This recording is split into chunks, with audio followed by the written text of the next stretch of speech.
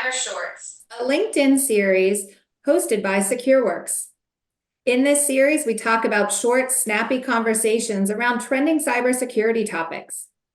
Today, I'm here with Rafe, who's our Director of Intelligence with our Counter Threat Unit, and myself, Stacy Leidwinger, part of our marketing team. Rafe is here to talk about some updates around attacks we've seen on critical infrastructure, including one close to me in my hometown of Pittsburgh, Pennsylvania. Rafe, could you tell us a little bit about the group that seems to be behind these attacks, Cyber Avengers? Absolutely, Stacy. Thank you. So the Cyber Avengers present themselves as a hacktivist group and have used cyber attacks as a means of spreading their political message.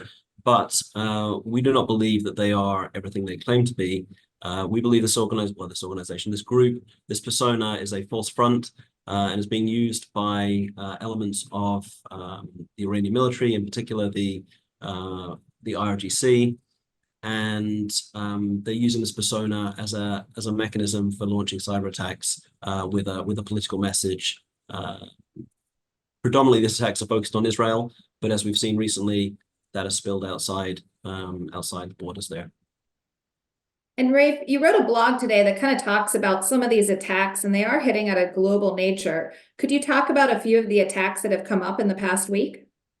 Absolutely. So the headline grabbing attack was occurred on or around the 25th of November at a water treatment facility, a water authority in Aliquippa, as you said, near Pittsburgh, and the essentially the cyber attack appears to have disrupted, whether on purpose or just sort of an inadvertent side effect from someone poking around in the systems, disrupted temporarily the pumping of water at that facility, but also the main sort of visual artifact of this attack was the displaying of political messaging on the sort of screens that are on some of these devices.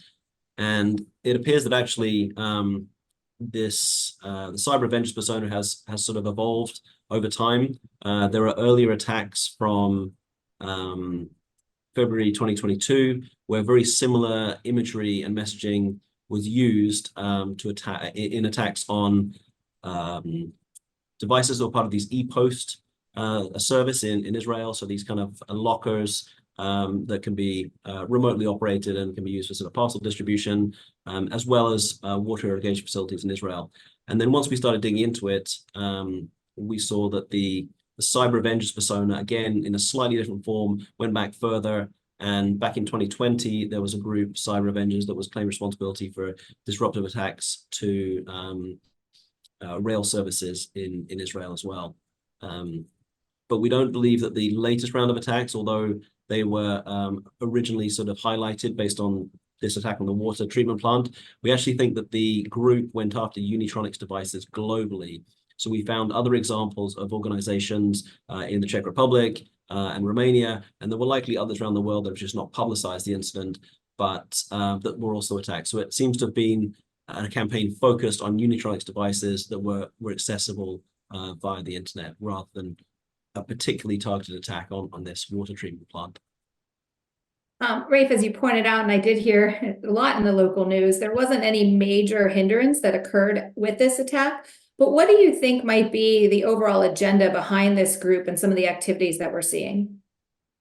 I think in terms of the attacks that are conducting in Israel, it's about disrupting the local services, it's about harassment, about spreading fear, perhaps presenting the appearance that the government is unable to sort of stop these attacks. Obviously, there is the spread of the political messaging.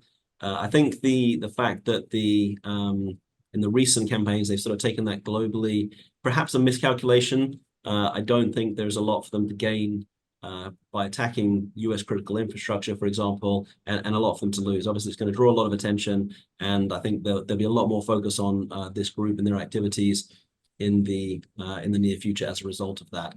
But I think what they intended to do was attempt to sort of deter people perhaps from using Israeli branded technologies, but I think that won't be the outcome from this campaign. And Rafe, I think you called out, this isn't going to be the last time that this group or others may come after organizations. How can organizations best protect themselves from these type of attacks? That is obviously always our key focus, is how we protect our customers and how we can help other organizations protect themselves. I think in this case, and we see this quite commonly with sort of operational technology systems, where convenience of remote access often trumps security concerns. So I imagine that, and we don't know the specifics, but I think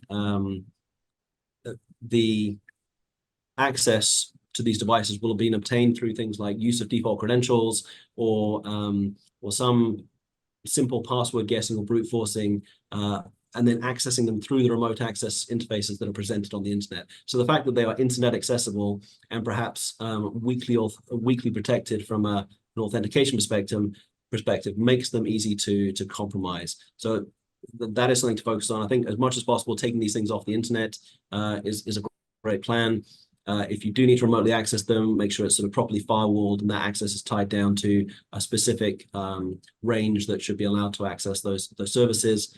It's not always possible to bolt on more sophisticated authentication mechanisms onto OT devices, but potentially you can put something in front of it so that someone has to jump onto a bastion host of some kind before they can access the OT technology. But certainly segmentation and authentication are key controls in this area.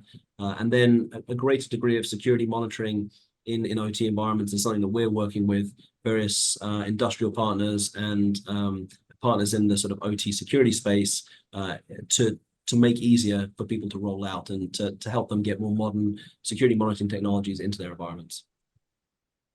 Well, Rafe, thank you for your time today. And I do hope those that have listened with us, heard a little bit more, not only about the types of attacks, but I think one of the biggest takeaways is we are seeing attacks on those operational technology OT devices. So we've been protecting and defending against the IT landscape. The OT landscape is one that's very vulnerable when exposed to the internet, as you pointed out. If anyone wants to learn more about how best to defend around IT, OT, more about this specific attack, and/or have been breached, please visit secureworks.com, and we are here to help any organization better protect their mission. Rafe, thank you for your time today. Thanks, Stacy.